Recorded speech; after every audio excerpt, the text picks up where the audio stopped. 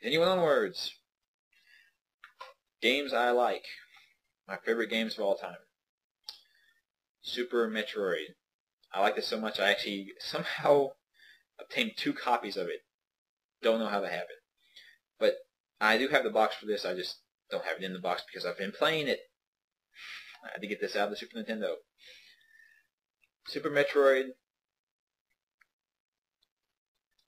I don't know, I can't really say of anything that I think they did wrong in that game. I could put it on the list of my favorite games. I would almost say it's my favorite game. But, you know, you can't, I don't like to compare genres like that. Like my favorite RPG, it's not any less my favorite just because my Super Metroid here is my favorite, I guess, platformer game. They're all favorites to me. I don't like to have to choose. But Super Metroid, I thought they continued the plot very well, for as much of the plot as there is in the Super Metroid game. Mainly the plot in these games is a thing at the beginning to tell you where you're at, and then you go and kill stuff. Which I have no problem with. I really enjoy it. It had great boss fights to me, great list of weaponry. It had a non-linearity to it, which was kind of odd for games of its nature back then.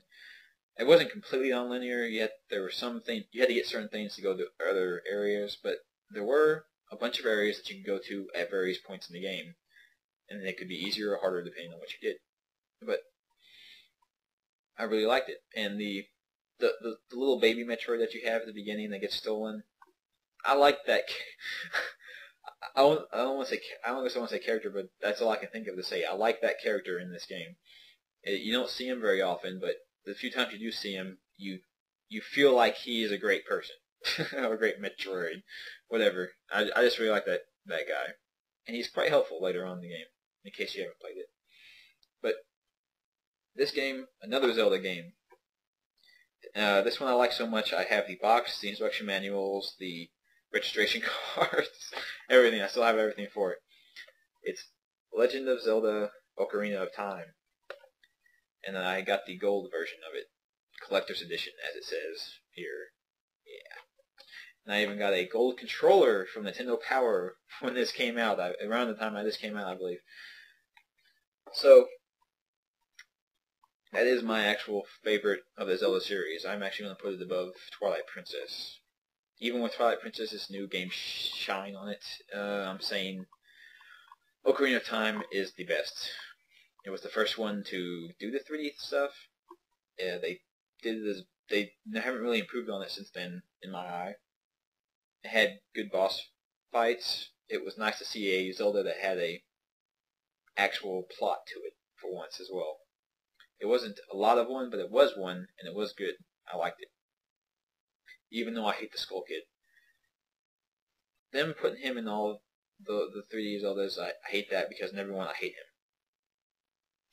In case you didn't watch my Twilight Princess run where I was having to fight him twice, I hate him. He's a jerk in every game. And anyway, I don't want to rant about the games I like. So, Ocarina of Time, of course, a great game. I'm pretty sure. I don't think many people are going to argue with me that it's a great game. And if you do, onwards. Another great game from Squaresoft before they became Square Enix and started to suck. Chrono Trigger. I love this game because I usually very often hate anything that has time travel in it because the concept is just so stupid to me. Time travel. They always have it where it's like the past and the future or whatever, the timeline that the people come from and the timeline they move to, they all like move linearly with each other for some reason. Like they can't just keep going back and forth for reasons that they never really address. So I really hate that. But Chrono Trigger did the time travel thing to me very well because as you went back and forth, affecting things in the past and the future, things in timelines afterwards would become affected as well. I always liked that. It also was, I think, the first game that really prominently featured multiple endings. And it had a great cast of characters. The music was amazing for it. I think Frog's theme is one of my favorites, like, ever in any game. It's a great game, and I have the orchestrated version of it on my computer, which is amazing to listen to, but great cast of characters. It had Magus in it. Magus, come on. one of my favorite villains. Kefka still is the top for that, I'm sorry, but Magus is one of my favorites, not just because you can play as him eventually, and he's not as good as when you fought him, unfortunately, but he's one of my favorite villains and one of my favorite characters to have. And they had a lot of great replay value to it. I mean, all RPGs you can replay them, but this was the first I ever played that gave you a huge motivation to want to play it over and over and over again. Mainly to deck out your characters in New Game Plus.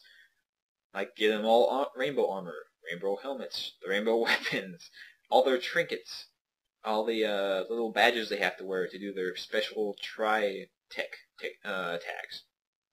I can't remember what it's actually called now. But that is an amazing game to me. Now I'm going to be moving on to more modern games. A little bit more modern. Actually, yeah. Oh, I had the case folded up around. Planescape Torment. An old PC game. I have the old 4-disc. The 4-discer. But they made a 2-disc version later that had the patch on it and just ran better, from what I've read. But Planescape Torment is an amazing game. It's based off the Planescape setting in, I believe, AD&D, the old Advanced Dungeons and Dragons. This game is like, Fallout and other games of that nature, like Neverwinter Nights, things like that. It's an overhead game where you play as the Nameless One, a guy who cannot die. Which, it takes a little bit of suspense out of the game that your character cannot die, but it works really well. I never had a problem with it like I do in most games.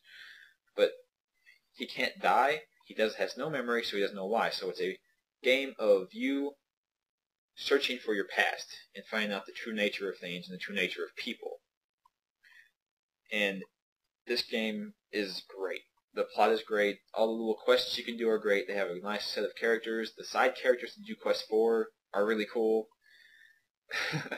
The only thing that I regret is this version I got. For some reason, the last disc is messed up. So I have never, ever, in all of my many years, beaten the last dungeon. I've never even played the last dungeon because when it loads, the game locks up. So I have never played the last dungeon. But onwards to happier things. Eternal Darkness, Sandy's Requiem. I just played through this game. I just beat this game again. Or actually for the first time, I suppose. I think I said I beat it, but I was thinking about it, and I never actually did. I got to, I think, one of the last chapters, and I died, and I hadn't saved for like an hour and a half, so I'd never beat it. But this game is awesome.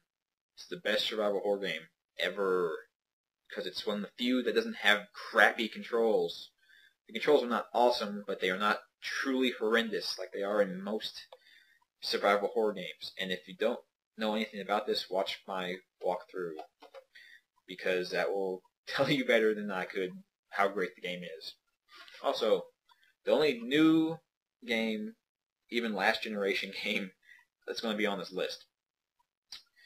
Resident Evil 4. Amazing game. You guys can say, oh, they ruined the controls and the cameras on the Resident Evil games with the Resident Evil 4. They changed it. You're stupid. Alright? Stupid. I'm going to say that. The controls were still awful. They were just as bad as any other Resident Evil game. And not having fixed cameras means that you were not cheaply killed by people you could not see, which was a huge gripe of mine in every Resident Evil game, even though I love all of them except for 3. And another one, but we'll get to that later. Resident Evil 4 is amazing, and on the Wii they made it even more amazing because you can aim with the Wiimote. Aiming was the only problem I had with that game, was you'd aim and you'd always be center, even though the enemies were more than likely on the edge of the screen. That ticked me off a bit. But it's a great Resident Evil game, to all the people who hate it. No. I believe that's where I'm going to split off games that are my favorites. I didn't get to talk about Resident Evil 4 as much as I would like, but yeah, I think I've talked about it before, so screw it.